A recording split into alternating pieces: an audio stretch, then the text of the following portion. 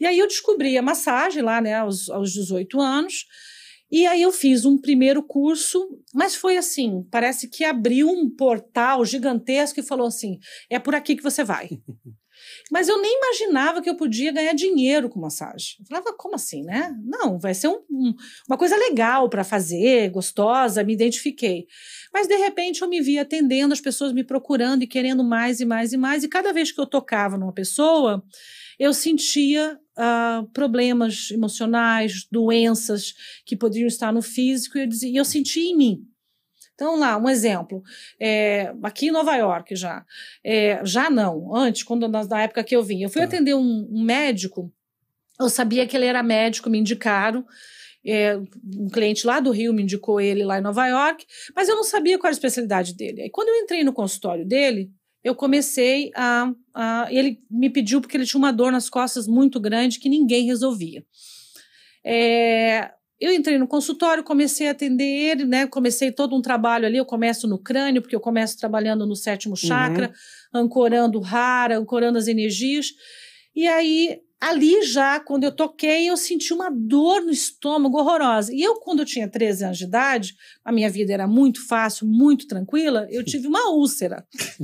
Com 13 anos de idade. 13 anos de idade, você ter uma úlcera, a tua vida é muito fácil, né? E foi bom, porque eu fui aprender todo o reflexo da doença. E aí eu falei, gente, pelo amor de Deus, só que me falta eu agora ter um ataque aqui de estômago em Nova York, ninguém, né, gastando em dólar, trabalhando, você não quer ficar doente. E eu fiquei sentindo a dor no médico e perguntei para ele, você tem problema de estômago? Aí ele disse, não. Aí tá, mas ele já sabia um pouco da minha história. Ele falou assim, mas eu sou gastro. Eu, caramba, acho que eu tô me conectando com todos os pacientes. Eu tô ferrada, eu tenho que sair daqui de dentro, né? Porque eu não ia. Vou pegar a doença toda. Menina, chamei Jesus, né? Além dos meus guias. De todo mundo. Chamei todo mundo, porque a dor era insuportável. Eu queria botar a mão na barriga e me encolher de dor. Aí respirei e falei, peraí, isso não é meu. Aí fui trabalhando. Quando ele virou de costas, eu fui trabalhar nele, aí eu falei assim, vem cá, o que é essa cicatriz aqui? Primeiro da barriga. Quando ele virou de costas, eu senti lá a história. Ele falou assim, não, eu tive uma operação quando eu era criança, justamente naquele lugar. Eu falei, aqui está a tua dor. Enfim, tinha uma conexão de quando ele nasceu, ele bebê, ele passou por uma cirurgia. Essa cirurgia, de alguma forma, afetou ali, vamos falar nos corpos sutis, a parte da lombar dele, e ele sentiu uma dor horrorosa a vida toda que não saía. Nossa. 3 sessões. Tem mais nada? Não. Conseguiu só com a sessão? Só de trabalhar ali. Eu falei assim, você teve um problema? Daí eu fui falar, ele falou assim, eu falei, porque eu tô sentindo essa dor. É um portal, né? Quando eu quero fazer alguns trabalhos de vidas passadas, é um ponto onde eu toco para estimular para a pessoa ir lá na vida passada, porque é um portal muito grande, ele guarda muita memória emocional ali, é muito forte. Então, aí eu comecei a sentir as pessoas, e eu falava, não quero saber desse negócio. Não quero saber esse negócio de espiritismo, esse negócio de sentir os outros, esse negócio de ver espíritos, esse negócio não sei o quê. Não quero. Você vê outras coisas fora? Vejo. Vê um pouco de tudo? Vejo, não dá para mentir. Eu vejo campo vibracional e vejo seres espirituais, né? E pessoas desencarnadas. E aí eu falei, eu vou estudar. Aí fui estudar física quântica. Né? Não preciso. Preciso. Aí fui estudar física quântica, e aí na física quântica a gente disseca os corpos todos, a gente compreende todos os processos. Dali eu entendi que a espiritualidade existe, vidas passadas existe sim. A gente morre, né? O nosso corpo físico morre, mas a alma e o espírito, ele é eterno. Então, assim, a gente guarda muitas emoções na alma e a gente guarda registros, acordos e experiências no espírito. Sim. E aí isso a gente leva não só dos nossos dos nossos antepassados, né, da hierarquia familiar, lá da história familiar, mas a gente também traz memórias que não estão nessa. Porque a gente guarda, por exemplo, quando eu vou trabalhar na homeostase quântica, a gente trabalha até 7 gerações.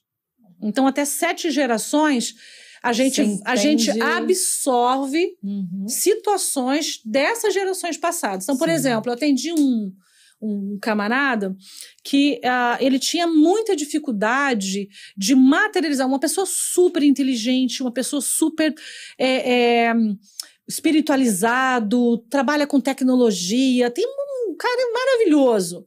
E ele tem uma dificuldade muito grande de materializar coisas. Era, sabe, comprar uma coisa, reformar, Ele tinha muito essa dificuldade. E aí nós fomos fazer uma terapia. E aí, quando eu olhei para aquela história, aí eu falei, caramba, o que aconteceu quando você tinha 6 anos de idade? Veio o campo de energia dele com 6 anos de idade.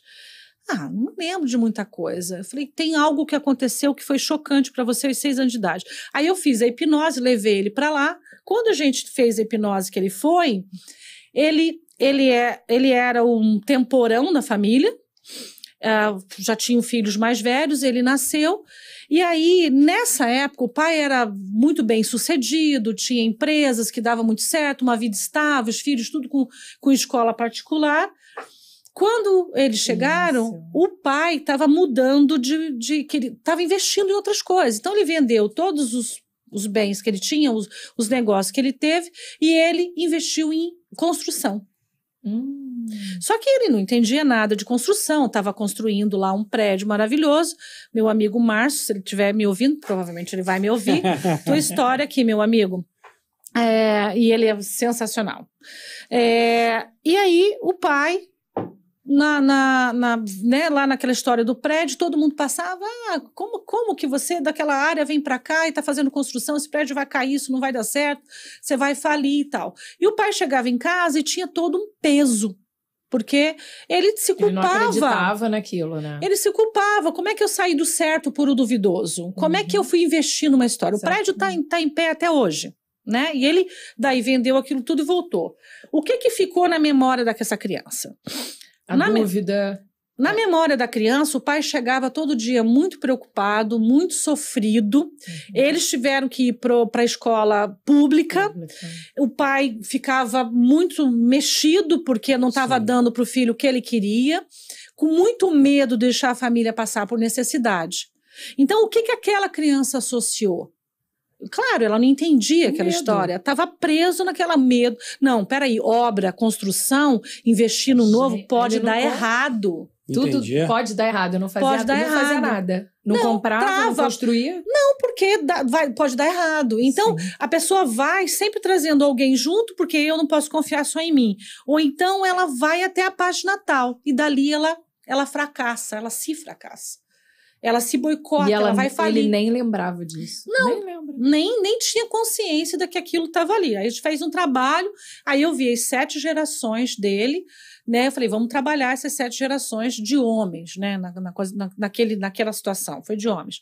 Então, assim, a gente tem muitas travas que estão nos nossos antepassados, né, nos nossos... Então, às vezes a gente carrega uma emoção, uma energia de um tio, de um tataravô lá, que a gente nem conheceu. Nem sabia, né? E aí você está imitando uma história ali que você não fala, mas como assim? Da onde vem esse fantasma que me... É muito doido Mas por quê? Porque a alma e o espírito têm registros. E esse corpo aqui, eu falo, a gente veio aqui para crescer e para se aprimorar. E quanto mais consciência a gente tem, é rápido, vai. A gente não precisa ficar preso.